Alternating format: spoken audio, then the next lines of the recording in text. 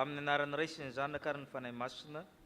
Amen. Ho amintsika rehetra ny fahasoavana mba ny fiadanana ao amin'Andriamanitra raintsika sy Jesosy Kristy tompontsika.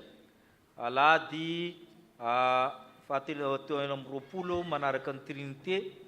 Alahady izay mamarina ny taom-piangonana satria amin'ny alahady ho avy ny fanomboan'ny taom-piangonana dia ny advento izany. Ny hira faneva fa 80 taona ny FFPM mitana ny firaisana no iraintsika no mboantsika ny fotoana.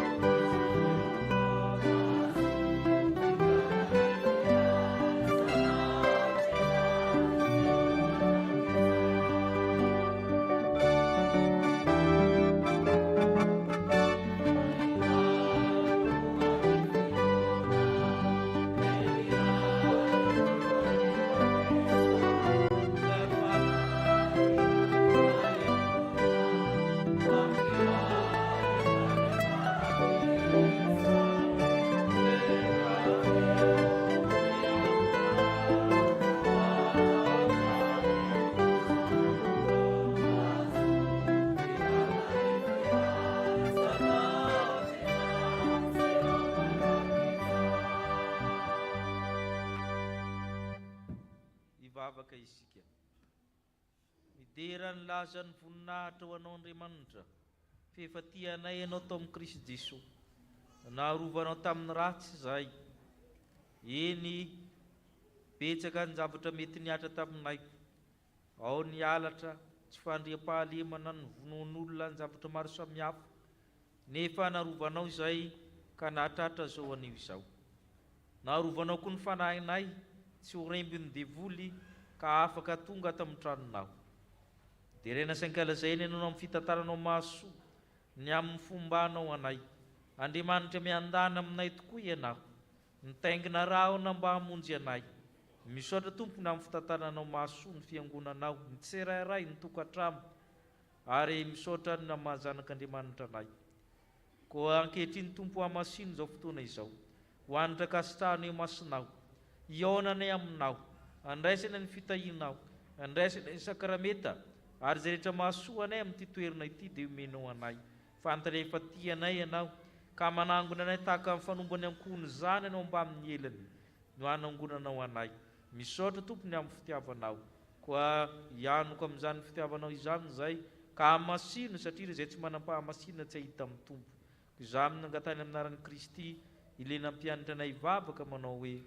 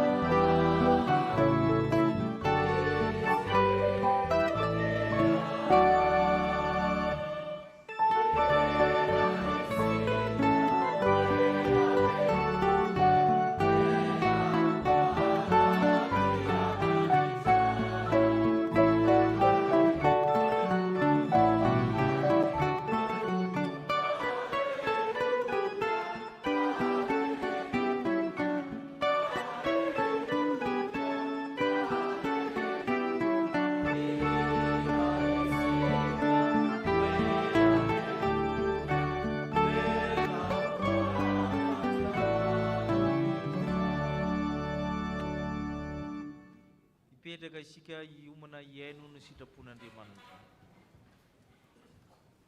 Apokalipsy 3 manomboka amin'ny 10:10. Manana ny fitsipika tokony tandremantsika ny Tompo, manana ny didy tokony harahantsika izy. Ampahana amin'izany ny hita amin'ny Apokalipsy 3 manomboka amin'ny 10:10. Hoe ilay masina sy marina, fantatro ny asanao, fa tsy mangatsiaka na mafana ianao. Aleo mangatsiaka na mafana ianao, fa satria matimaty ianao, tsy mafana na mangatsiaka ianao, dia efa olohan'ny vavaka ianao. Fa hoy ianao, manan-karena sy efa niary fananana be aho, tsy mananjava mahory aho, kanefa tsy fantatrao fa ianao le ory sy mahantra sy malahelo sy jamba ary mitanjaka. Dia manoro hevitra anao aho, hividy amiko volamena voadia amin'ny afo mba hanan-karena ianao, ary fitafiana fotsy ho tafianao mba tsy seho nenatrao noho ny fitanjahana, ary odi-maso ahosotrao ny masonao mba hahiratanao.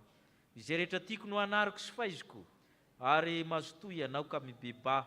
Indro mitsangana eo ambaravarana ka mandondona, raha misy mihain'ny feo ka mamoha ny varavarana dia hiditra ao aminy aho, ka hiara-misakafo aminy ary izy amiko. Sambatra ny mahitsy lalana izay mandeha araka lalàn'i Jehova. Sambatra izay mitanina ny tenin'ny vavolombelony ka mitady azy amin'ny fony rehetra. Amen. Tsy nahatanteraka izany sitrapon'Andriamanitra izany isika, ndeha isika hifona, ndeha isika netritena anaraka izao vavaka izao. Tompo asainao miomana ndray ny mpamonjy izay. Ianao dia mahafantatra anay, ary ny asanay dia fa lanjainao ka hita fa latsa-danja izay. Toetra ny olona, toe-tsaina amin'ny andro ankehitriny tsy mafana tsy mangatsiaka, na amin'ny fifandraisana amin'ny hafa, na amin'ny fitiavana, na eo amin'ny asa, zara fa manao kely, ary amin'ny fifandraisana amin'ny hafa mangatsiatsika. Atao miavona, atao miresaka ihany, atao miresaka, atao miavonavona ihany. Tahaka izany koa ny fifankatiavana, na eo amin'ny mpivady ary, atao raiki-tia nefa mahasosotra, atao mahasosotra nefa tiana ihany. Tsy hitabeny ihany amin'ny fiarahamonina, mangatsiaka ny fitiavan'ny maro, ary manao tao foana, mamindrafo aminay. Mamela amin'ny elokay, sao dia alohan'ny vavanao izay ka aroranao. Miheviteny koa izay fa tafa amin'ny zavatra rehetra, manana rem-panahy maro samihafa satria manana sampana maro samihafa, misy fanompoana samihafa. Tsy ampy anefa izany Tompo, tsy mahafa-po anao izany. Miheviteny izay fa lasa nefa mandroso ny sampana na ny fiangonana, tokony mahay mandiny teny izay. Fa indraindray izay ilay jamba sy ory ary mitanjaka sy malahelo. Mifona aminao izay Tompo, meo anay izany volamena ara-panahy voadia amin'ny afo izany, mba hananany harem-panahy rehetra hanana fiainam-bavaka, hanana fiainana mitiany teninao, hanana fahadiovampo, fitafiana fotsy avy aminao, izany hoe toetra tsara aseho amin'ny olona rehetra, fa mitanjaka izay amin'ny adalanay, ny fahazany ratsinay amin'ny fitiavan-tenanay. Indraindray koa ny masonay dia takona raha mijery ny hafa, sosotra mahita ny hafa, ory hava-manana, mitsiriritra mialina. Meo izany odi-maso izany izay Tompo, mba hahiratra ka hitan'ny fahatsaranao lehibe, mamindrafo aminay. Tsy nahatanto famaizina koa izay, raha misy zavatra miatra anay dia heverinay fa izay ny farafahoriana, izay no ahiliky Andriamanitra. Tsy tianao Andriamanitra, izay tianao dia anarinao sy faizinao. Koa mamindrafo aminay raha nongonongonona ny monmonina izay raha nisy fitsapana. Mamela amin'ny elokay koa fa tsy hampandrosanao izay tao amin'ny tokantranonay, tao amin'ny biraonay, tamin'ny toeram-piasanay, toeram-pianaranay, tsy nampandrosa ny Kristy izahay. Sazao madio izay vakelo ka diovy ny fonay, fa tononinay eo natrehanao mangina izany fahotanay izany.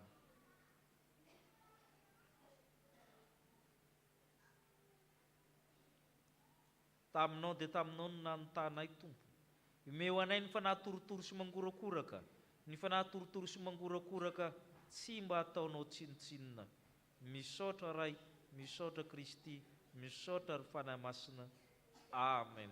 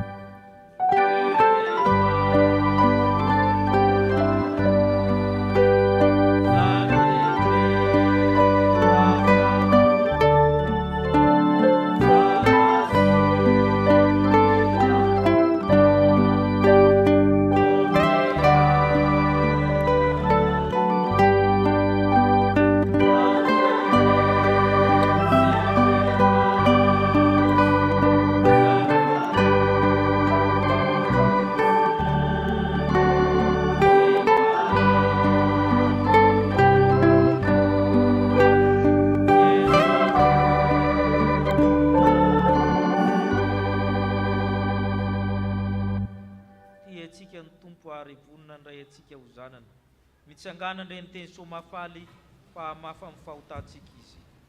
Hoena apôstôly masina, mibeba mba azo famelana ny elokareo, ary anareo andray ny fanomezina dia ny fanamasina, fa ny teny fikasana dia ho anareo sy ny zanakareo, ary ho an'izay rehetra lavitra na iza antsoiny Jehovah Andriamanitra azy. Noho izany ary havana, voavela sy voafafa-po ny fahotanareo ny amin'ny anaran'i Kristy Tompo, samyamideran'ny Tompo ianareo.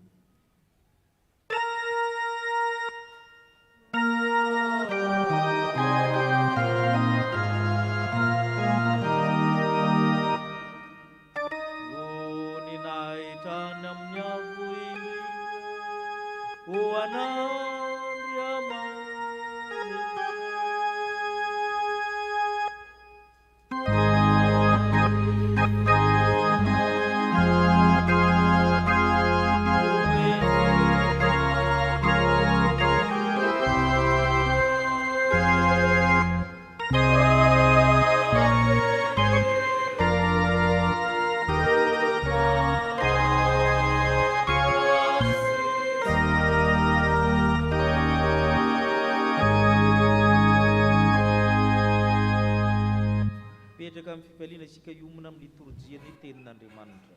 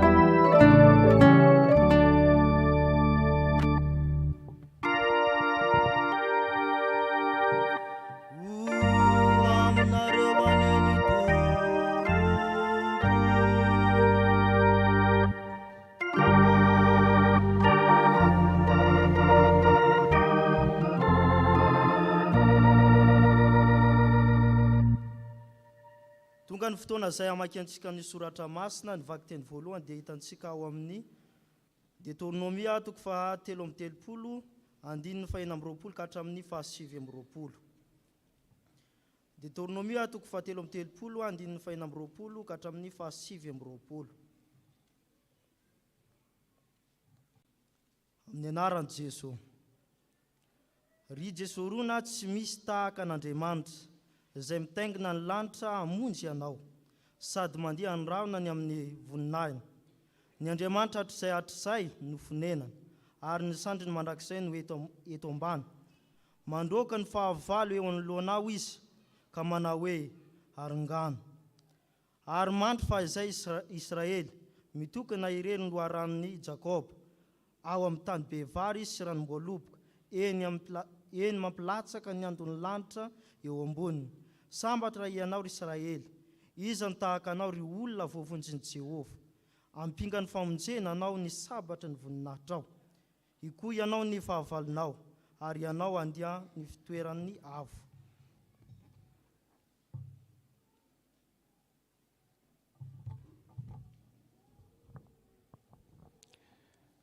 Mbola toizantsika navaky teny ao amin'ny bokin'ny Tesalonianina voalohany. Tesalonianina voalohany toko 5 andininy voalohany ka hatramin'ny 12 amin'ny anaran'i Jesosy.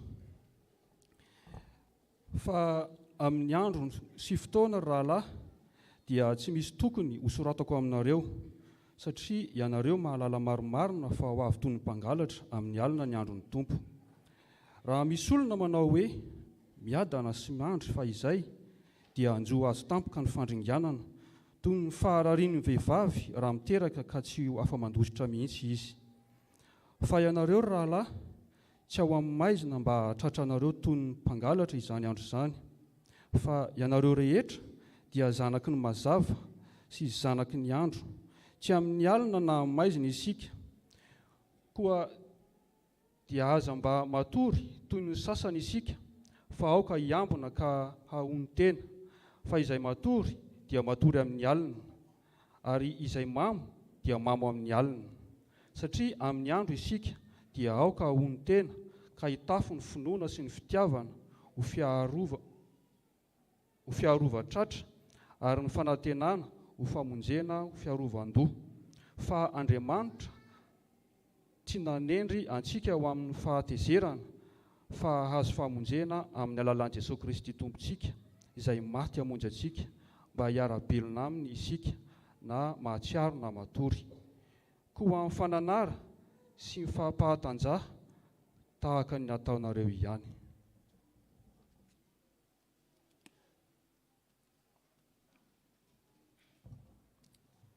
Ho faranantsika ny famakiana ny tenin'ny soratra masina. Izany dia hitantsika ao amin'ny filazazarany Jaona. Jaona toko 4 andininy 7:30 ka hatramin'ny 5:7. Jaona toko 4 andininy 7:30 ka hatramin'ny 5:7. Rehefa hitantsika izany dia hiary hitsangana.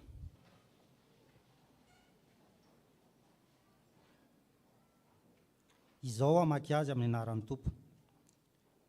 Ary maro ny Samaritana avy tao amin'izany tanàna izany no nino an' Jesosy noho ny filazandra vehivavy, izay nanambara hoe nolazainy tampoka avokoa izay rehetra nataoko. Ary rehefa nanantona azy ny Samaritana dia nangataka azy hitoetra tao aminy, ka dia nitoetra tao indroa andro izy.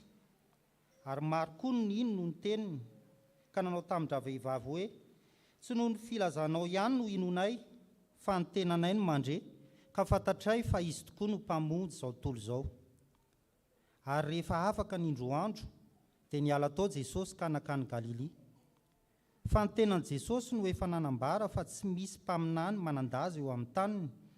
Koa rehefa tonga tany Galilia izy dia nandray azy ny Galilianina, satria efa hita n'izay rehetra nataony tany Jerosalema tamin'ny andro firaviravona, fa izy ireo koa mba niakatra tamin'ny andro firaviravona. Amen. Ray masina manamasinana ny famarinana, teny famarinana. Isao ny tompony filazantsara.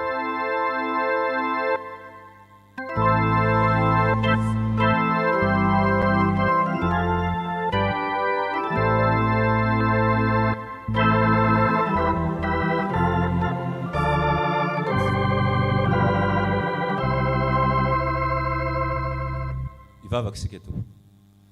Misaotra anao izay ry Andriamanitra tomponay fa voavaky ny teninao, voavaky ny soratra ao masina. Ankehitriny raha ambara aminay ny sitraponao dia mangataka ny fananao masina hitari-dalana, hanafy ny mpanomponao izay hitondra ny teny ara-metraka ny teny ao am-bava. Ianao koa no hanokatra ny fonay tsirairay avy mba ho zari-tany lonaka, andriny ny teninao ka handray izany tokoa izahay rehetra. Dia amin'ny anaranao Jesosy Kristy nanaovanay ny vavaka. Amen.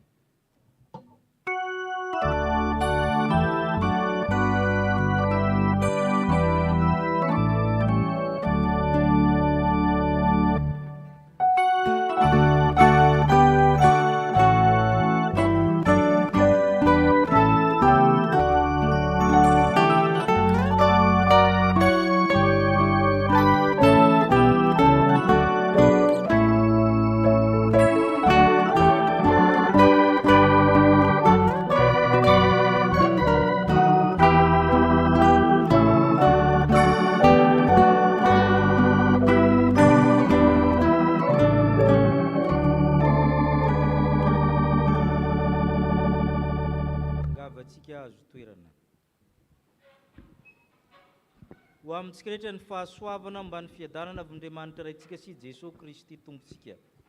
Tesalonianina voalohany toko 5. Araka ny efa nampahafantarina antsika fa ny Baiboly dia tsy milahatra araka ny fotoana nanoratana azy ny fipetraky ny boky ato amin'ny soratra masina. Tsy hoe akory hoe Genesis ary voalohany dia izy ny voasoratra voalohany. Tsy hoe Matthieu akory ny voalohany amin'ny testamenta vaovao dia izy ny voasoratra voalohany. Zany hoe ho anareo zanabazady zany hoe tsy manaraka natao hoe ordre chronologique zany ny filaharany boky ao amin'ny Baiboly.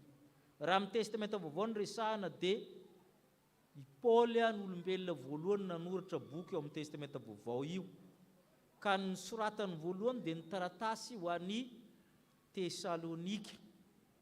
Ity zany no voalohany amin'ny testamenta vaovao, zany hoe ity ny talohan'ny Matthieu, Marc, Luka, Romanina sy ny sisa.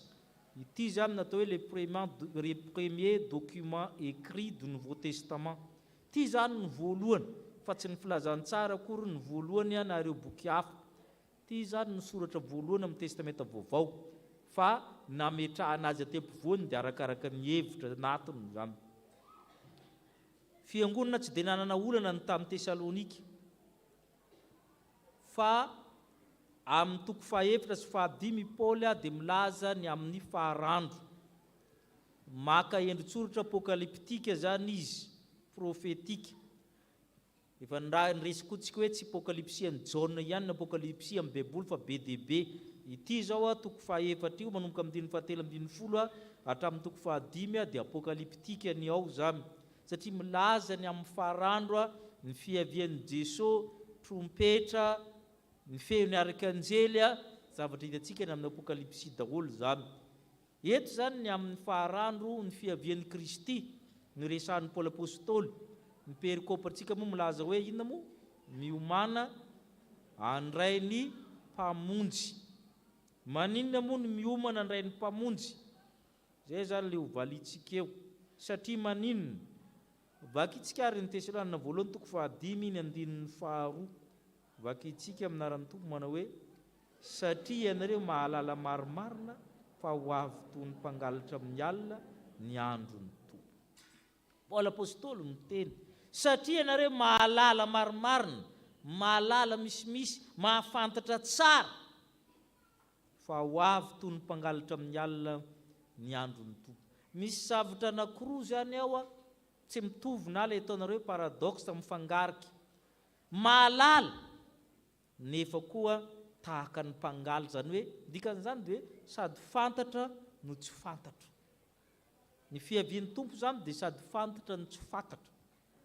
Dia inona ara ny hafatra zany manoloana an'izany hoe fantatra sady tsy fantatra zany? Miainga amin'ilay hoe fantatritsika dia tsika mahafantatra fa efa nomena tsika ny famonjena. Manolotra famonjena amin'ny tompo, zay ny voalohany. Manolotra famonjena satria mampahalala, mampiomana. Zay ny dikany hoe satria ianareo mahalala maromaro. Efa mahalala isika. Ary zay mahatonga ny Paoly apôstôly miteny amin'ny andininy voalohany. Vakitsika miaraka amin'izay ilay andininy voalohany sy ny 2. Fa ny amin'ny andro sy ny fotoana ry rahalahy dia tsy misy tokony hosoratako aminareo satria ianareo mahalala marimarina fa ho avy toy ny mpangalatra amin'ny alina ny androny.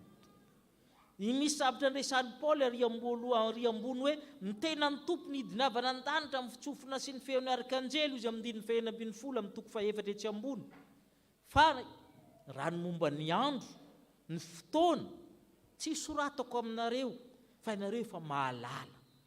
Ary zay mahadiso ny fiangonana sasany la ny andro manao kajikajy hoe oviana. Ianareo efa mahalala ho Paoly apôstôly fa ho avy zany. Ka tsy mila soratana intsony na ny daty na amin'ny ora sy ny takan'izany. Tsy misy tokony lazaina hoy satria nareo efa mahalala.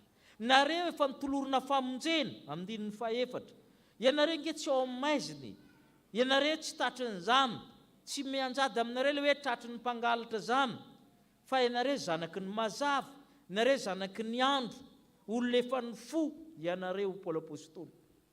Ka efa manolotra famonjena amin'ny tompo. Ka ny faharano zany dia tsy mampatahotra ny mpino fa fotoana ndraisina ny famonjena ho Paoly apôstôly manolotra famonjena amin'ny tompo. Andriamanitra dia Andriamanitra miangatra amintsika, miaro atsika, efa voatokana voasaraka amin'ny maro isika, efa misaina tsara fa tsy mamo. Zay ny voalaza ianao koa, ny sasany matory, ny sasany mamo ozy izy fa nareo tsy zany. Vakitsika ny amin'ny 5 ahoana ozy izy fa Andriamanitra tsy nanendry atsika ho amin'ny fahatezerana fa mba azo famonjena amin'ny alalan'i Jesosy Kristy tompontsika. Itsika zany dia tsy destiné pour la colère de Dieu, tsy izay tsika, tsy natolotra ho amin'izany tsika fa natolotra ho amin'ny famonjena. Ary tsy vitan'izany ihany fa i Kristy Jesosy maty hamonjy atsika izy mba hiara-belona aminy sika na matsiaro na amin'ny fo. Mety matory kely tsika, zany hoe mety tratry ny fakapanahy, mety lavo sainga Kristy mihitsy efa nanolo tena hiara-belona amintsika na mahatsiaro isika na matory isika, tia niaraka aminy hatranan-danitra isika. Ary zany Andriamanitra manolotra famonjena izany mivakina tamin'ny Deutéronomia 7:30 teo. Israely ny resahana eo zany Jesorona zany dia Israely ihany. Tsy misy tahaka an'Andriamanitra ane ozy izy zay mitaingina lanitra hamonjy anao, mitaingina lanitra hamonjy anao, ary zay le mpiaro anao. Raha mifandriam-pahalemina aty amin'ny tany ny tonga ny miaramila takan'izany mitaingina 4x4 raha hamonjy anao, fa Andriamanitra mihitsy mitaingina lanitra hamonjy anao, mandirahona izy ary Andriamanitra ny fonenao. Sandro mandrakizay fa tsy mba mandaly hoe mihamahira efa elaela fa Andriamanitra. Ary zay le hoe hitatsika amin'ny andininy 7:20 tapany 4 ary sandro mandrakizay no eto ambany. Misy dikany tamin'izay mbola kely zany ny mahitany Arnold tsy vaky mianjera zany ny kelikely dia efa hoentiny daholo angambany efa fiadiany miaramila 10 lahy izy rery mitondra azy. Zao izy efa ona izy zao efa antitra be fa olda be ory zalahy. Fa ity sandry mandrakizay ozy izy, zay ny teneniny eo. Ary atokana irery ny loharanonao, sambatra ianao ry Israely, ianao ry olona voavonjin'i Jehova. Zay zany le hoe maninona moa tsika ny miambina, maninona moa tsika miomana ndray amin'ny tompo satria manolotra famonjena izy. Famonjena ho avy io. Izay ny tapany voalohany. Andriamanitra mampandresy atsika, mandroaka ny fahavalo. Fa le zavatra tenenin'i Paoly nefa zavatra mifangarika. Izy hoe satria nareo mahalala marimarina, nareo fa mahalala, fa voavonjy nareo, efa anatin'ny fiaran'Andriamanitra nareo, saingy mitony hoe toy ny mpangalatra amin'ny alina ny andron'ny tompo. Mila miambona koa nefa, tsy hoe manolotra famonjena amin'ny tompo, tsy izay ihany fa mandidy atsika izy ambona. Ary zay foana ny toetran'Andriamanitra. Sady manome izy ny mampitandrina ihany. Mampitandrina ihany izy. Satria ianareo mahalala marimarina fa ho avy toy ny mpangalatra amin'ny alina ny andron'ny tompo. Mpangalatra amin'ny alina. Tsisy ultimatum io. Ny ohatra raisina amin'izany dia ny 9:7, Tesaloniana 2:5, ny 9:7 vakitsika. Ahoana ozy izy?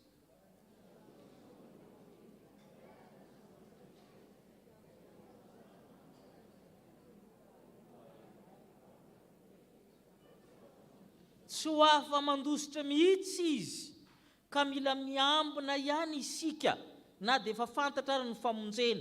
Io izy Paoly apôstôly tahaka ny vehivavy miteraka ny efa fantatra, efa anontaniana ve vina moa ny DPA-ny amin'ny Desambra, efa hay zany hoe Desambra. Fa amin'ny ora fahafiry amin'le Desambra, misy mahafantatra ve? Sisy. Ary zay le izy hoe fantatra ihany nefa tsy fantatra. Efa miomana ihany nefa tampoka ihany. Tampoka foana ny fahaterahana rehefa tonga. Na homaninao tahaka an'ina ary zay le miambena, mandidy atsika ihany. Tahaka ny vehivavy rehefa hiteraka. Rehefa tonga i fotoana io tsisy zavatra azonao atao tsony. I tsisy hoe alao aloha anao bote fa kely io. Rehefa tonga io dia miakatra ianao ambon'le seza. Ary tsisy hoe alao sazy famalaha fa tsisy sazy famadaha. Fa zay eo atrehinao fa tsy maintsy avoakanao io, tsisy hoe kaloha tsisy an'izany io. Ary zay le mampitandrina maniraka antsika miambina amin'ny tompo. Rehefa teraka io dia teraka, ary rehefa tonga io dia tonga. Fa zay miambina ianao anjaranao. Efa miambina ianao dia zay ny zava-dehibe, miambina. Io zany tsy tonga raha tsy amin'ny fotoana ny fanjakan'ny lanitra tahaka izany koa ny fahatongavan'i Kristy. Miambina ianao. Ary tsy sitraponao io. Zay niteraka ny zanakay farany dia mba niandry fatratra satria izy roa lahy tsy hitako naterahany dia hoe mba hiandry io. Nga izy netiny voaka. Farany lasa andeha niasa. Any amin'ny 100 kilometatra mahery mialana Antananarivo teraka tao izy. Rehefa tonga izy dia tonga zany izy, fela zany mitseo zany nompo zany mitikany. Dia zay le mahatonga hoe fiandrasana ho ny Paoly apôstôly. Ka ny manahirina ho Paoly apôstôly amin'ny misy inareo zanaky ny mazava, fa ny sasany manko izy mamo amin'ny alina. Manao zavatra somary mampime Paoly apôstôly 9:7 vakitsika 9:7. Ahoana ozy izy? Koa dia aza mba matory toy ny sasany sika, fa ka hiambina ka ho ny tena. Fa zay matory dia matory amin'ny alina, ary zay mamo dia mamo amin'ny alina. I Paoly apôstôly zany somary manao sangisangy hoe tsika ne ohatrohatra ny sasany izy miambina mahony tena, fa misy sasany matory amin'ny alina. Itsika zany raha matory dia matory amin'ny antoandro satria zanaky ny mazava. Inona moa no mampiavaka ny torimaso amin'ny antoandro sy ny torimaso amin'ny alina? Ny alalin'le izy. Lalina kokoa ny torimaso amin'ny alina, sady efa maizina mety mangatsika mavesy le torimaso amin'ny arerahana.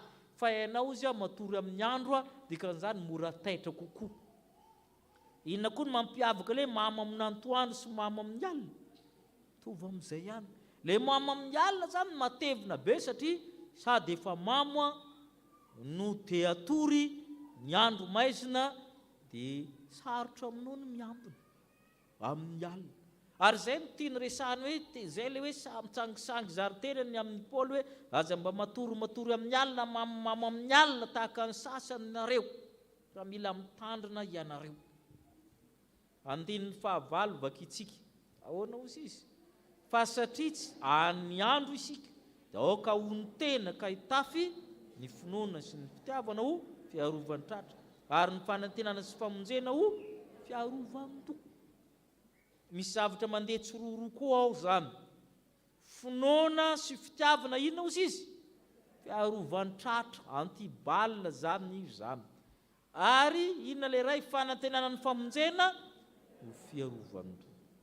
Rehefa mandeha fiara dia mahita foana olona mitondra moto dia le kasika tsy hanaovany fa vimbinina.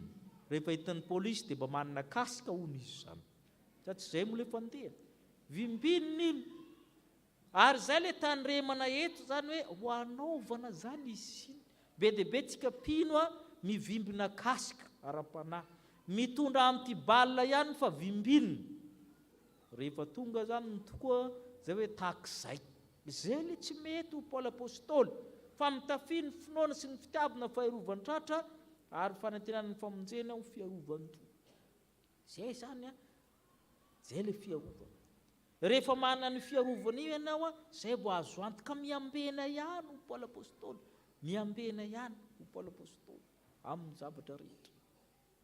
Nisy tamin'ny ady lehibe faharoa nisy Allemand zany rehefa mamonjy pèlerinage protestante any Nîmes dia tantarain'izareo foana tantara io andeha ady efa akaiky faraparana moa ny ady tamin'izany dia tondra baiboly izy ny reniny fa dia tsy nety hitondra.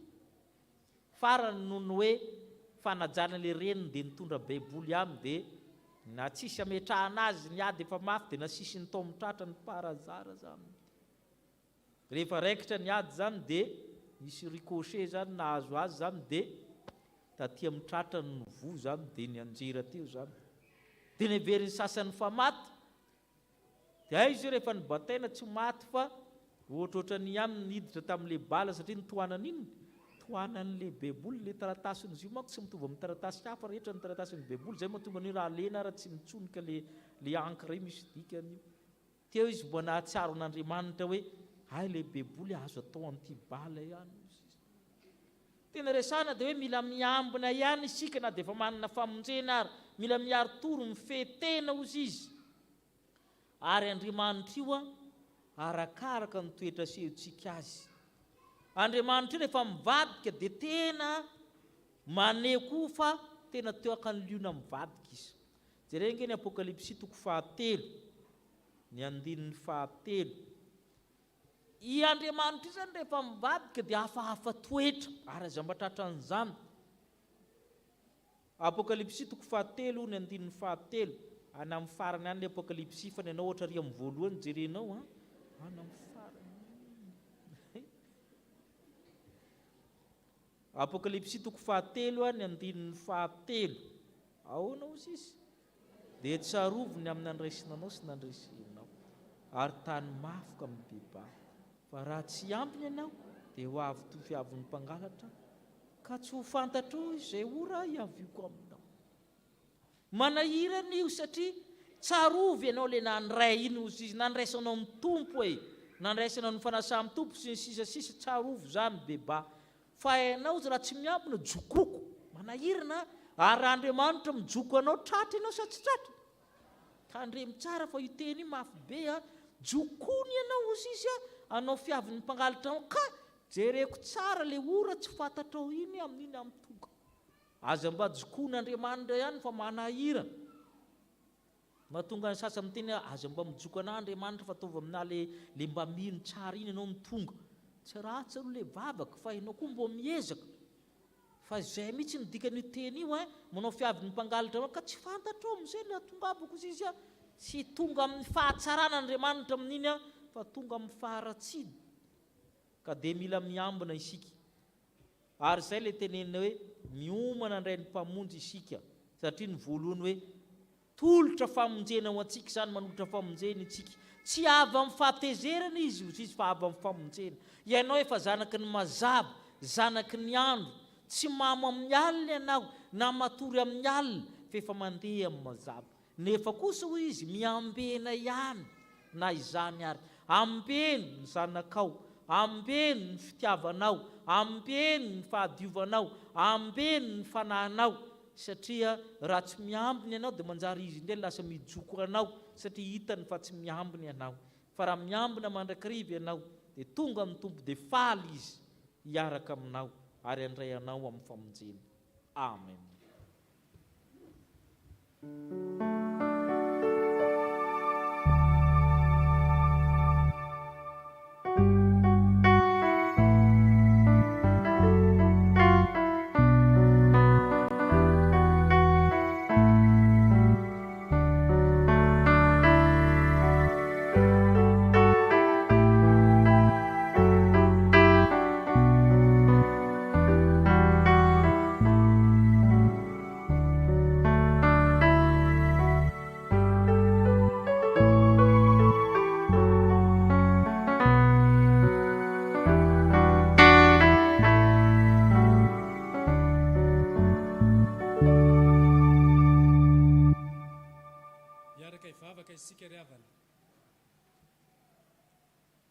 Andriamanitra ray sy zanaka ary fanahy masina Andriamanitra ranay amin'ny alalan'i Jesosy Kristy mpamonjy anay misaotra mankasitraka anao zahay fa nambaranao taminay indray ny sitraponao izay tianao mba hiainanay miomana handray anao ilay mpamonjinay tokoa zahay ka ambaranao fa ianao mihitsy ilay fananotra ny famonjena ho anay isaoranay ankasitrahanay ianao zany Andriamanitra fa rehefa nandre zany teninao izany zahay dia miorina tsara ny finoanay fa hay ny farahandro dia tena handraisanay mpino ny famonjena avy aminao ka dia foana ny tebiteby izay mety tao anatinay ao anatin'izany misaotra mankasitraka anao koa zay Andriamanitra fa nahariarinao taminay fa ianao Andriamanitra mihitsy ny tonga mitondra famonjena ho anay,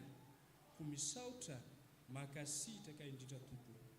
Fa ao anatin'izany koa nefa dia tao aminao zahay mba hiambina mandrakariva, mba azonay ho volona mandrakariva handray izany famonjena avy aminao izany.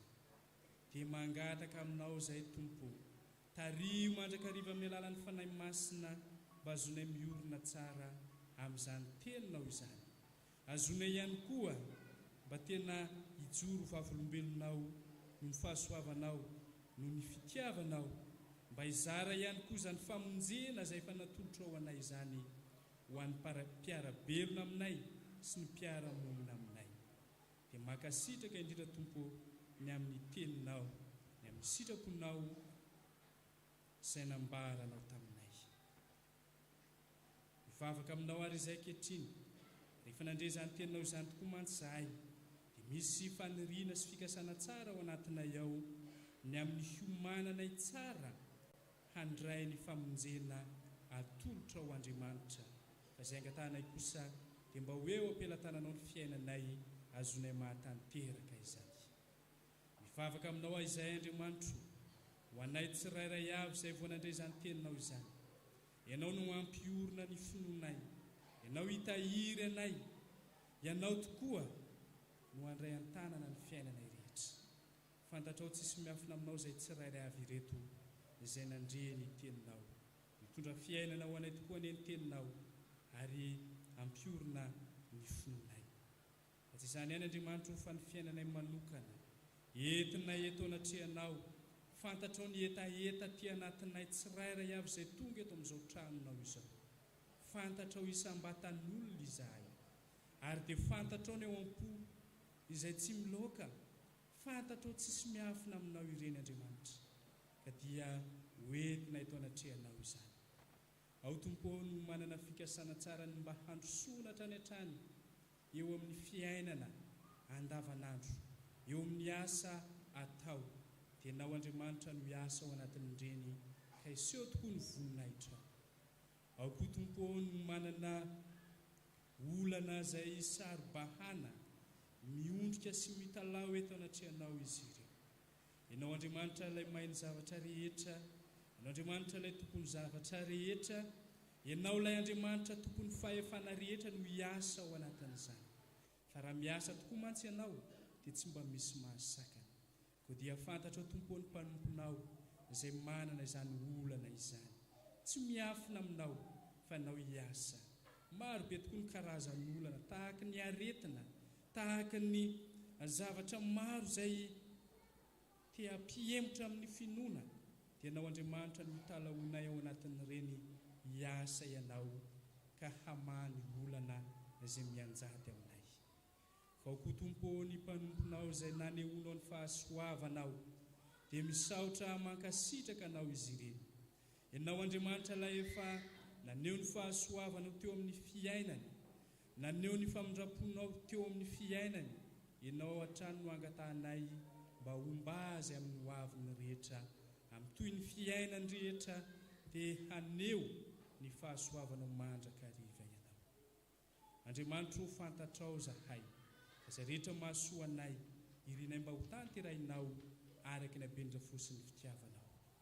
Eto koa izay Andriamanitra no mivavaka aminao ho an'ny firenenay.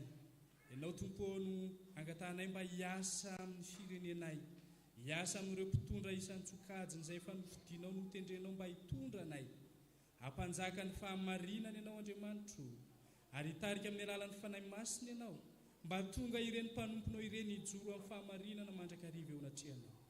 Mifonanay eto anatrehanao tompo ny endriky ny fahalovana rehetra efa niainanay. Mamelany elokay, mamelany eloko ny mpitondra anay, mamelany elokay tsirairay avy ireto, fa zahay koa dia misy mba isan'ireny ihany, dia mamelanay tompo mamindra fo aminay. Eto koa izay no mivavaka aminao Andriamanitra, ny amin'ny fahasalamanay tsirairay avy, satria tato ato tokoa dia nia maro indray izany valanaretina izany, ary toa niparitaka indray. Ianao Andriamanitra no hitalaonay mba hiaro anay ao anatin'ireny aretina izay miparitaka indray eto amin'ny firenena misy anay ireny. dia mino somatoky izay Andriamanitra ho fafantatra ao tsisy miafina aminao ny fiainanay tsirairay avy. Ianao mahafantatra izay mahasoanay, angatainay izany amin'ny anaran'i Jesosy Kristy Tompo sy mpamonjy anay. Mba enoa ny vavaka mangina mipolotra avy aty anatinay Tompo, ho entinay manambara ny etaentanay eto anatrehana.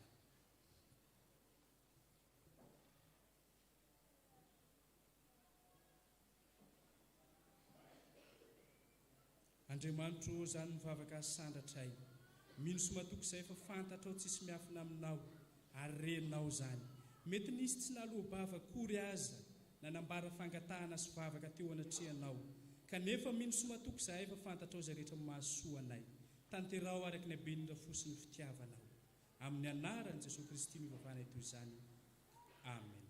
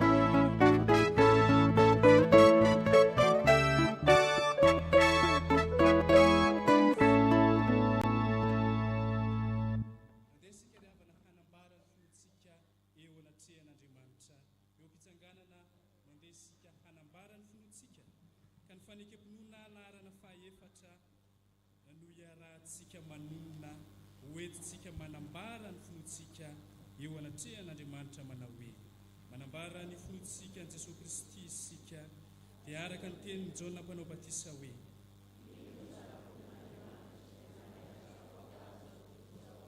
sy araka ny teny nataon'ny Andrea hoe sy araka ny teny nataon'ny Natanaela hoe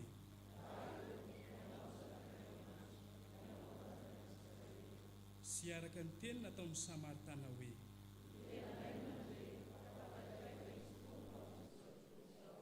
sy araka ny teny nataon'ny Petera hoe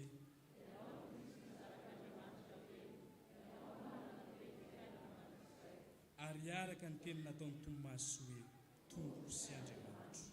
Amen. Afaka mipetraka ny fiangonana. Fifaliana ho antsika ny mandray reto avantsika reto a. Ao ny zatovovavy manolotra ny tenany ho amin'ny sakramentan'ny batisa, ao ry ray aman-dreny manolotra ny zanany ho amin'izany sakramenta masina izany. Hira fanampin'ny faharoa ny andinin'ny voalohany ny raintsika hiatrika ny alitara masina izy ireo.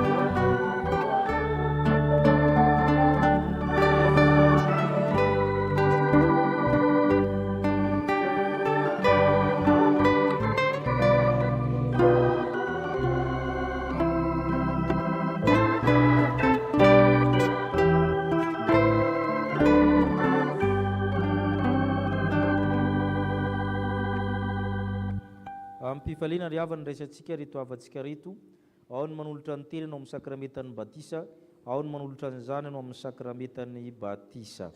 Hoenontsika ny teny fanorenana izao sakramenta izao. Ny tompo efa nomenay ny fahefana rehetra nandany resy aty an-tany, koa mandehana ianareo natao mpianatra amin'ny firenena rehetra, manao batisa azy ho amin'ny anaran'ny Ray sy ny Zanaka ary ny Fanahy Masina, sady mampianatra azy tandrona izay rehetra nandiko anareo. Ary ino zaho momba anareo mandrakariva ambara-pahatonga ny fahataperana izao tontolo izao. Ary ahoriko ny fanekeko amiko saminao, mba mitaranaka mandimy anao, mba ho fanekena mandrakizay, mbo Andriamanitra ao sy ny taranako mandimy anao ary anao kosa dia ho zanako. Fa ianareo rehetra dia zanak'Andriamanitra amin'ny finoan'i Kristy Jesosy. Fa na izy ianareo natao batisa ho an'i Kristy dia mitafy an'i Kristy. Tsy misy tsony na jiosy na grika na andevo na tsy andevo na lahy na vavy, fa iray ihany ianareo ao amin'ny Kristy Jesosy. Amen. Noho izany temy tompo izany ry havana dia misy fanekena ilain'ny fiangonana aminareo, ka miangavy anareo todikana amin'ny fiangonana maky avatrany izany fanekenareo izany.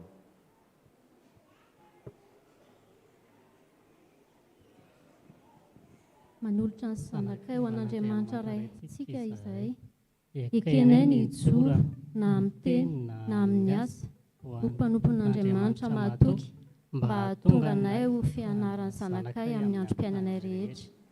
Ekenay ny hahatanterahany fiangonana amin'ny zanakay ny fitaizana rehetra araka filazantsara tokony atao mba hitombohany amin'ny fahalalana izao fahasoavan-dehibe sy raisiny avy amin'Andriamanitra izao, sy hanekeny an' Jesosy Tompo mba hahazoany hery andava ny asan'ny Satana rehetra.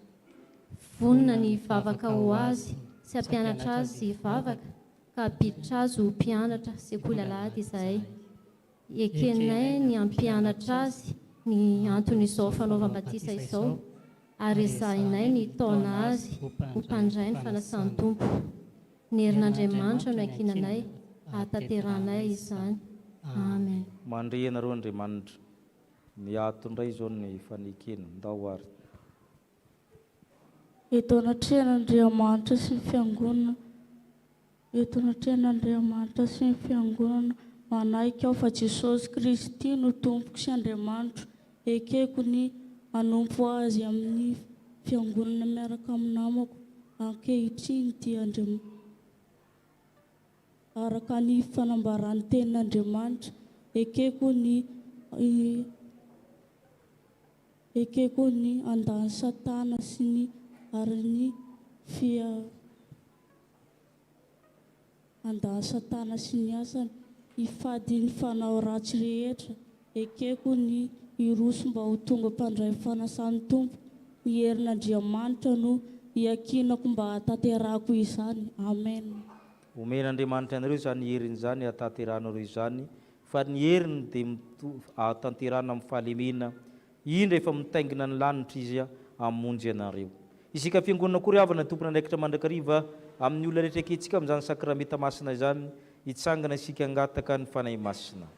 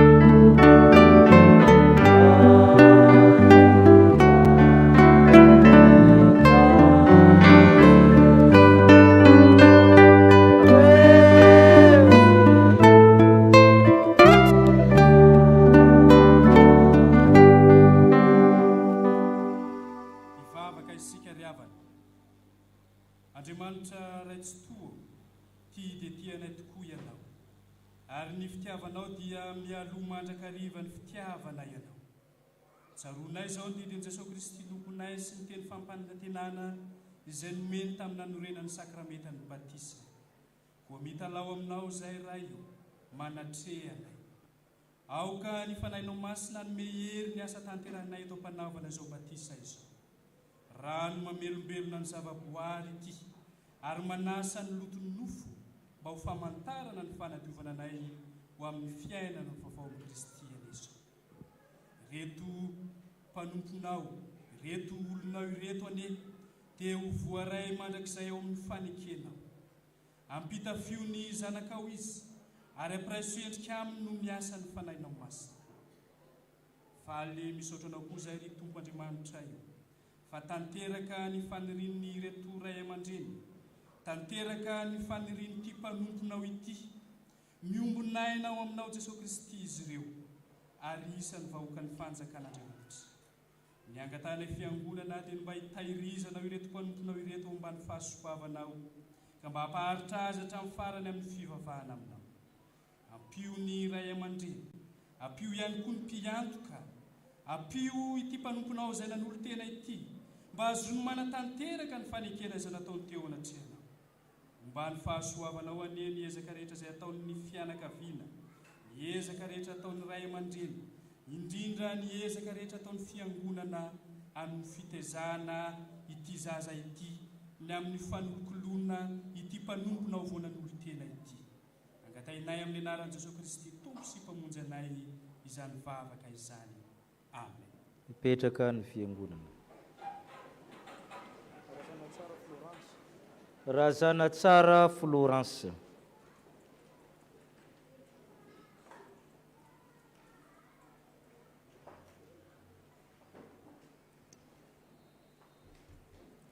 Izaho manao batisanao amin'ny anaran'ny Ray sy ny Zanaka ary ny Fanahy Masina. Amen. Tananao.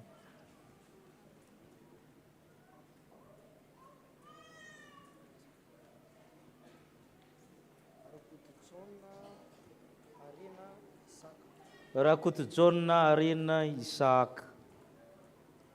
Izaho manao batisanao amin'ny anaran'ny Ray sy ny Zanaka ary ny Fanahy Masina. Amen.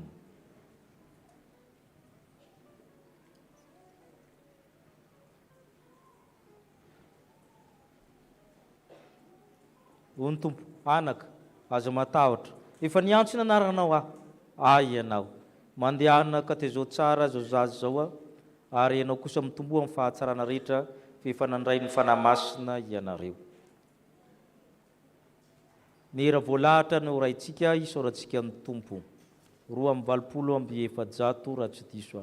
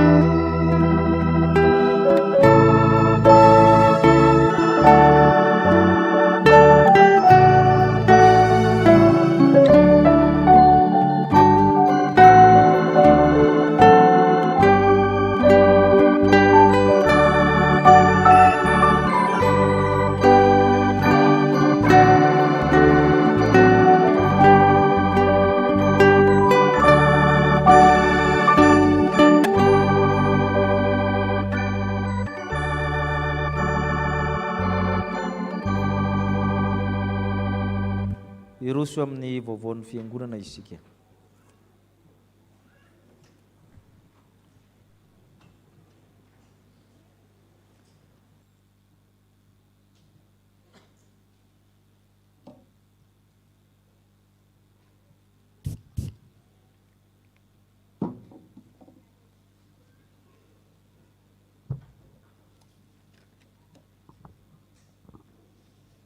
Dia ho ampitomboana amintsika rehetra ny ry havana, ny fahasoavana sy ny fiadanana avy amin'Andriamanitra raintsika sy Jesosy Kristy Tompo. Amen. Tozo indray vaovao iray izao marain'izao. Vaovao avy any ivelany. Fiangonan'i Jesosy Kristy eto Madagasikara, synodam-paritany Iarivo Avaratrano. Ho an'ny mpitandrina ny katekista délégué ny kristianina rehetra, chapelle militaire à Pahibe. Fivoriam-be faharoa synodam-paritany. Miorena tsara aza miova. Korintianina voalohany toko fahadimy 15:9. Miarabantsika amin'ny anaran'i Jesosy Tompo ary manonona ny fiadanan'ny Tompo ho amintsika mandrakarivo. Asaina ny mpitandrina mivady, ny katekista délégué mivady, ny dekona sy ny loholona, ny sampana sy ny sampanasa, ny tale sy ny mpanabe, ny mpianatra rehetra ary ny kristianina rehetra tsy ankanavaka eto amin'ny synodam-paritany Iarivo Avaratrano anatrika amin'ny fivoriam-be faharoa izay ataony sabotsy 9 Novambra 2024 avy izao eny amin'ny FJKM Ankadikely Ilafy. Isy fiaraha-misakafo tahaka ny mahazatra amin'ny fotoan'io, koa indro ampiarahanay amin'izao taratasy fanasana izao ny bia sakafo misy 20 izay anjaranareo eto amin'ny fitandremana. Raisina ety amin'ny fitoerana synodam-paritany sy ny atoerana ny vidin'izany. Koa dia manantena ny fahatongavantsika rehetra ary eo ka samy hanao zava-dehibe izany fivoriam-be izany. Manao veloma amin'ny anaran'ny Tompo Jesosy, amin'ny anaran'ny synodam-paritany Iarivo Avaratrano. Vaovao avy amin'ny sampana sy fikambanana. Fikambanana katekômena. Misaotra an'Andriamanitra fa totosa soamantsara ny fitsangatsanganana nataon'ny fikambanana omaly sabotsy 7 Novambra. Misaotra mpitandrina sy ny mpikambana rehetra ihany koa izay tonga nanatrika izany. Ny tompony ampitombo fifaliana ao anatin'ny tsirairay avy. Miomana ihany koa ireo izay hanao birao amin'ny taona 2024 manantona amin'ny birao am-perinasa manontany andindininy sy ny amin'ny firotsahana hovidiana. Tianao Jesosy. Avy amin'ny sampanasa AFF. Misaotra an'Andriamanitra isika fa totosany alahady lasa teo ny tafika masina izay notanterahana teo Nimeritsy Afindram-Bomanga, koa misaotra ireo rehetra izay nandray anjara tamin'izany sy isika rehetra izay nitondram-bavaka. Anio hariva amin'ny 3 ora kosa no fiaonantsika AFF, koa manasa antsika rehetra ho tonga ho fanomanana ny herinandro sambatra. Voninahitra ho an'Andriamanitra. Avy amin'ny sampana mpanazava stily. Misaotra an'Andriamanitra isika fa totosa ny lahady fa 13 Novambra lasa teo ny fanokafana ny taom-panabeazana skoto eto amin'ny fivondronana 105. Efa vonina ihany koa ny billet bûche de Noël izay amidy amin'ny vidiny 15 000 ariary ny 4 portions ary 25 000 ariary ny 8 portions. Koa manasa antsika fiangonana andray anjara amin'izany ho fanoharana ny sampaty. Avy amin'ny sampana VFL. Misaotra an'Andriamanitra fa tanteraka soamantsara ny jery-todoka natao omaly. Misaotra ny tsirairay nanatanteraka izany. Ny sabotsy 9 Novambra ho avy izao dia anatrika fanasana ny sampana any amin'ny FJKM Ialanana Ambohidratrimo ary andray anjara hira roa. Voninahitra ho an'Andriamanitra irery. Avy amin'ny sampana Dorcas. Miverina ny sampana Dorcas ny eo hariva amerina hira Krismasy. Avy amin'ny sampana Tanora Kristianina. Mitarika litsorjy ny STK amin'ny alahady ho avy izao, manao fanamiana daholo. Ao aorian'ny fanompampavanana io maraina dia mivakotra mofomamy izy ireo ery amin'ny varavarana aoriana. Dia toy izany indray vaovao iray ry havana, voninahitra ho an'Andriamanitra irery ihany.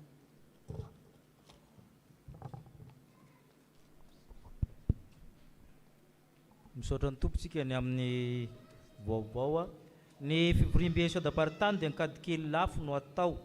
Misy ny be-tsakafo ao afaka manatitra ny birao izay te hoany amin'izany fivoriam-be izany, azon'ny olona rehetra trena izany. Io koa izany ny solotenan'ny sampana ho alefa amin'izany. Misy ny gazety FJKM izay entin'ny dekona mandehandeha any izay fanohanantsika ny fobe FJKM. Ary izy moa ilay mitondra azy moa.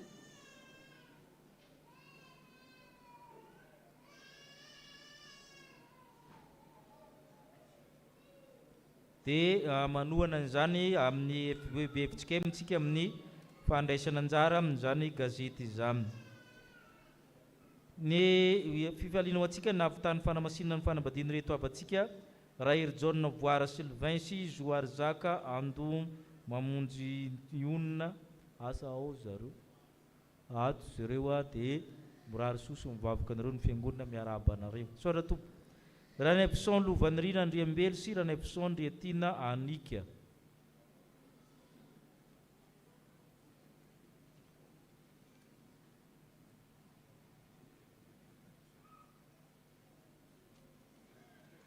Raha kisaorana isaotran'i Jehovah lalandava eo ambavako mandrakariva ny fiderana azy. Isaotran'i Jehovah zay no nisoretra nataony taminay manolotra raha kisaorana tononona ho amin'ny mpitandrina sy ny mpitandrina mizadra raha ary ny fikambanana katekomenina. Mirosotra antsika amin'ny tety andron'ny fiangonana amin'ny heriny ny fanokafana ny tao-piangonana. Manao fanamiana avokoa ny sampana rehetra advento zany eto amin'ny fiangonana fanokafana ny tao-piangonana. Efetentsika koa fa famoroso ny fianarana ny fampisehoana ny fideran'Andriamanitra amin'ny krismasy dia misy ny fandaminana maro samihafa atao amin'izany dia mifandamintsika. Rehefa hiditra ny volana Desambra dia mifandamina koa amin'ny rahavavy katolika momba ny famerenana zany na natsotsika hoe répétition générale zany satria ny trano ifandebiasana dia mazotoantsika ny amin'ny fanolorantena no amin'izany. Iroso amin'ny rakitra isika eo na tokopihira ho ny dekona andamina antsika ny amin'izany.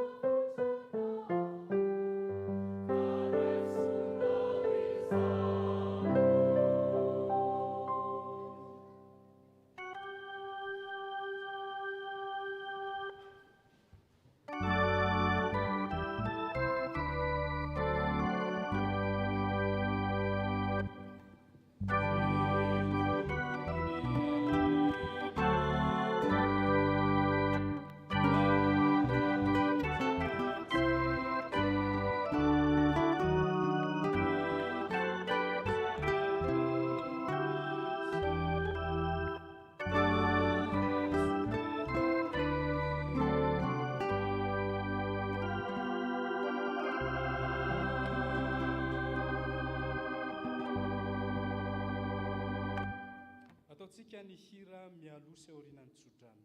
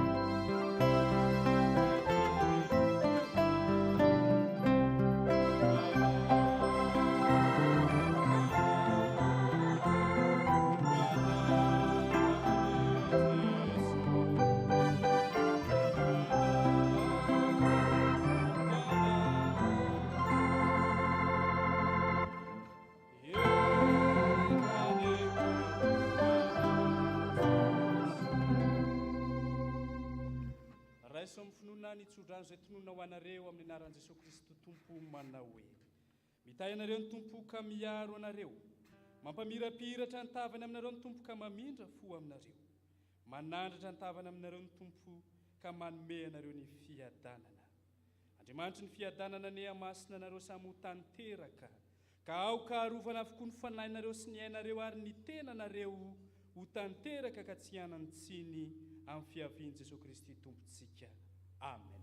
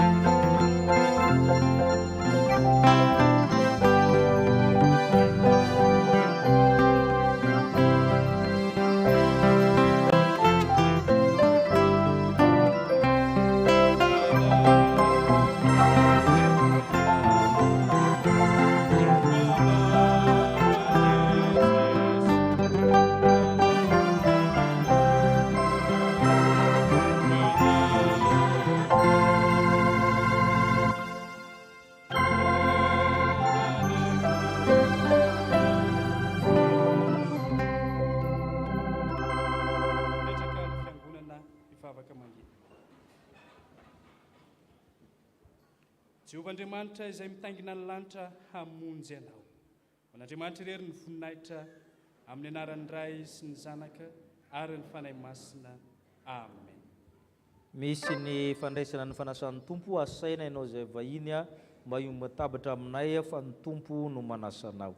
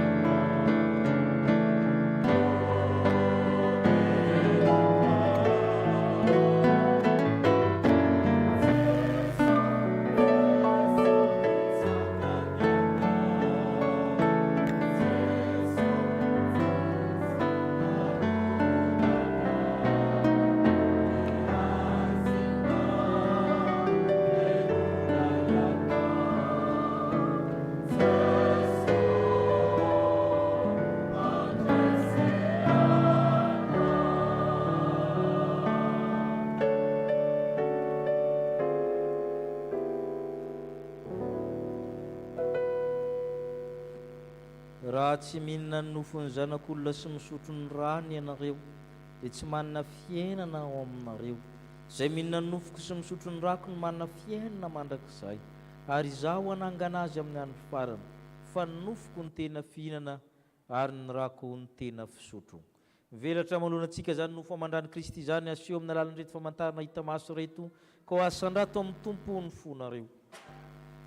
Mety tsy mahavonjy ary tokony ataonana vinana tompo ny misaotra anao, satria tompony tompo sy mpanjaka ny mpanjaka ianao. Andriamanitra avy amin'Andriamanitra nateraka fa tsy natao miray amin'ny zavatra rehetra. Feny fidirana anao anandanitra ny fahefana rehetra anandanitra, ny kerubim sy ny serafim rakotry ny elany, ny arkanjely, ny mpaminany, ny apôstôly, ny martiora, ireo efa olom-boavitra efa sambatra naminao. Izany rehetra zany mahita n'le tavan'ny zanak'ondry ka ny lolo 420 dia manipy ny satroboninaminy eo an-tongotry ny seza fiandranany. Koa izay koa tompo na mbola ety ambonin'ny tany aza, dia mba miangavy mba handray anjara amin'ny feno marobe anandanitra ka mahazo mihira sy mankalaza ary manao hoe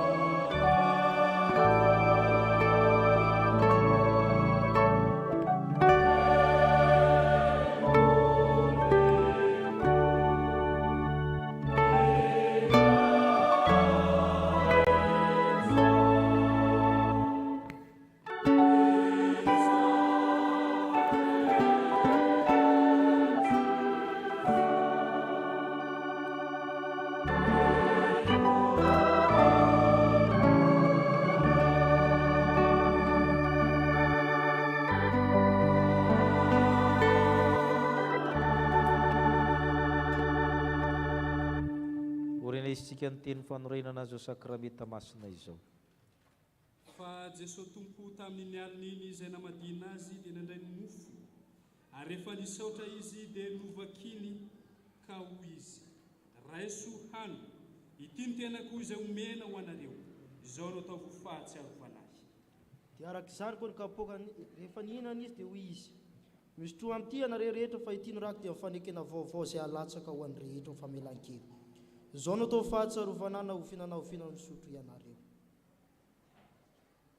Fa na ovinana ianareo ny mihinana itony mofo tony sy misotro amin'ny kapoka dia manambara ilay fahafatesan'ny tompo ianareo mandra-piavy. Hivavaka isika ahatsiaro ny asa-pamonjena sy hangataka ny fanahy masina. Ry tompo ranaiza nandanitra indreto izay manao ny fahatsiarovana ny fahatongavany zanaka olona. Manomboka amin'ny fihinanam-biliny Betlehemy izany ary mipaka amin'ny fasan'i Josefa avy any Arimaty. Ny fitsanganana tamin'ny marain'ny Alahady, Maria Magdalena, ny apôstôly, Kleopasy, eny niakatra amboninahitra ianao ary mifony eo ankavanan'ny ray. Ary manoatra ny mpandresy izay amin'ny alalan'ny efa tiana ka matoky izay efa nafahafatesana na fiainana zavatra ankehitriny na zavatra ho avy tsy mahasaraka ny amin'ny fitiavan'Andriamanitra amin'ny Kristy Jesosy. Miandry sy mitalao ny fiverenana izay, ko mafina ny voninahitra ny fanaty-pisaoranay raha io. Ta io tanteraka sakramenta masina reny Kristy le tokony Kristy le tanteraka, Kristy le natena ny ray mandeha monjo anay teo miazo fijaliana. Ry tompo ray anan-danitro, aoka mba hiasa aminay ny fanahy masina. Le fanahy mahary, mamelona, manamasina, manomena ny zava-tsoa rehetra, manomena ny fanomezam-panahy rehetra tsy azo tononona. Ko mianta aminao zay ry fanahy masina, mba hatsiaro izay efa tafaray amin'ny nofo amandran'i Kristy rehefa miombona amin'ny mofo sy ny divay. Ko mianta aminao zay ry fanahy masina. Amasin'ny mofo manambara amin'ny tenan'i Kristy, amasin'ny torak'izany ny divay mba hanambara ny ran'i Kristy. Fa nao Andriamanitra kosa tanteraka amin'ny teny zany ko malalanao satria amin'ny alalan'i Kristy sy miaraka amin'ny Kristy, ho aminao Andriamanitra tsy tokoa mba mifiraisina amin'ny fanahy masina ny laza sy ny voninahitra rehetra mandrakizay. Amen. Ny mofo izay vakitsika dia firaisana amin'ny tenan'i Jesosy Kristy tompontsika izay novakina ho antsika. Satria iray ihany ny mofo, isika rehetra koa dia tena iraina dia maro aza, fa isika rehetra samy mandray izany mofo izany avokoa. Ny kapoka amin'ny fisaoran'izay sorantsika dia firaisana amin'ny rano Jesosy Kristy tompontsika. Ny rano fanekena vaovao izay nalatsa no antsika. Oe Jesosy Kristy tompo, indro efa mitsangana ambaravarana ka mandondona. Raha misy mihaino ny feko mamoa ny varavarana dia hiditra ho aminy ka hiara-misakafo aminy ary izy amiko. Andeha fivovotra avokoa izao ny zavatra rehetra. Amen. Ipetraka isika no anira voalahatra ampizarana ny mofo sy ny kapoka.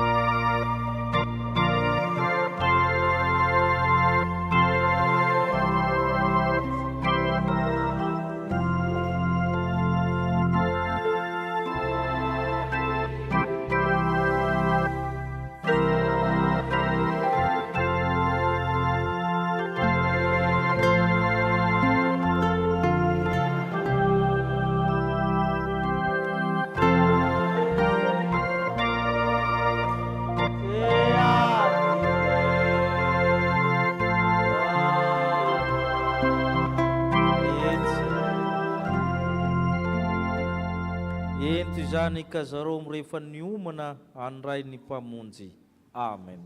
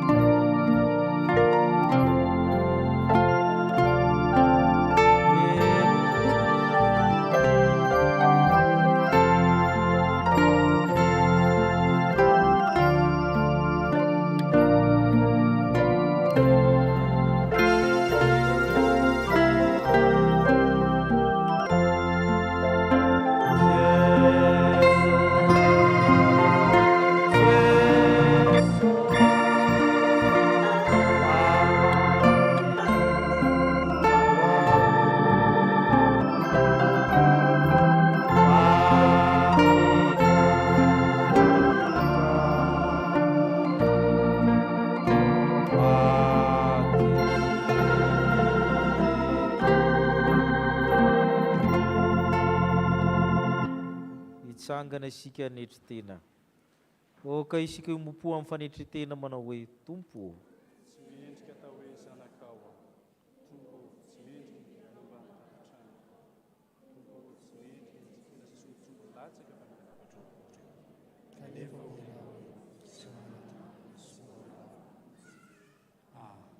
ny mofo hoaninay ry Jesosy milaza aminay ny tenanao.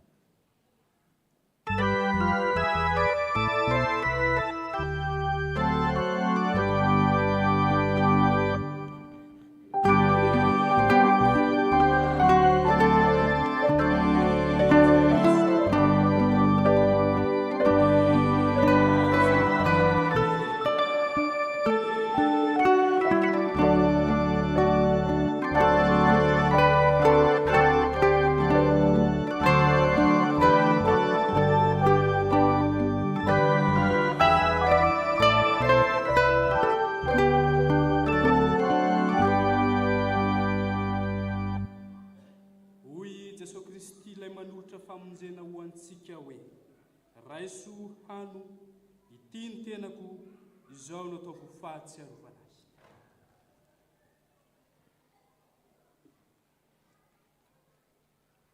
Misotro ny davay izay izao ahatsiarovanay ny andranao.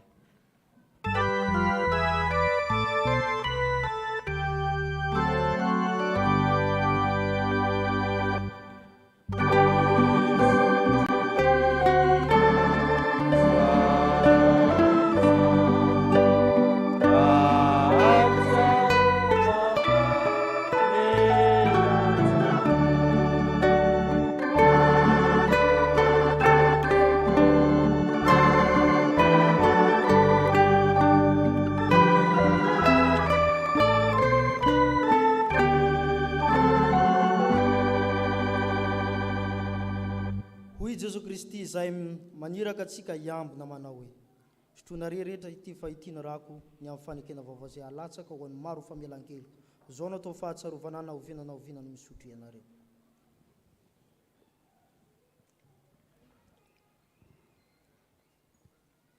Misaotra anao izay tompo fefa nandray araka izay mety izao sakrameta masina izao any mpanahy mahavoky ary saka amin'ny fanjakany lanitra ary manindrindra izay mba ho isan'le vaovao amin'ny fanjakanao ka hiara-mihinana ny vokatry ny voaloboko ao amin'ny fanjakanao. Maranatha, avia Jesosy Tompo. Amen. Hoy ny apôstôly masina amin'ny Tesalonina voalohany toko 5 amin'ny 2:40. Mifalia mandrakariva, mivavaka aza amin'ny tsara. Misaora amin'ny zavatra rehetra fa izany sitrapon'Andriamanitra amin'ny Kristy Jesosy ho anareo. Famtaro ny zavatra rehetra azony mafy izay tsara. Amen. Petraka amin'ny fifaliana isika hanao ny raka-pisaorana.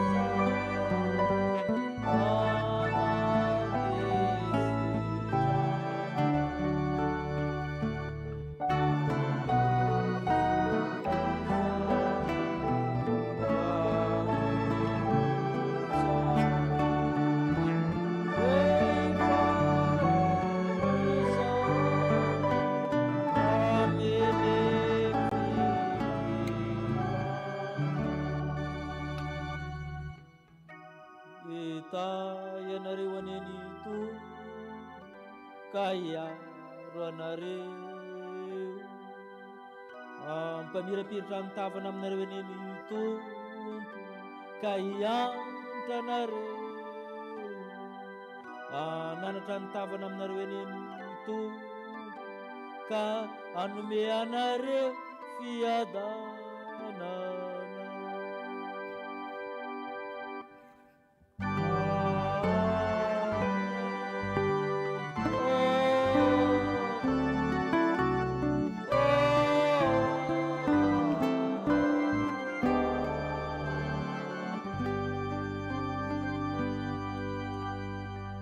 Petraka hivavaka mangina isika, satria ianareo mahalala marimarina fa ho avy toy ny mpangalatra amin'ny alina ny andron'ny tompo, fa Andriamanitra tsy nanendry atsika ho amin'ny fahatezerana fa mba hahazo famonjena.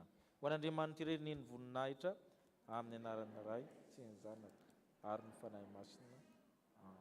Dia mandehana amin'ny fifalian'ny tomponareo.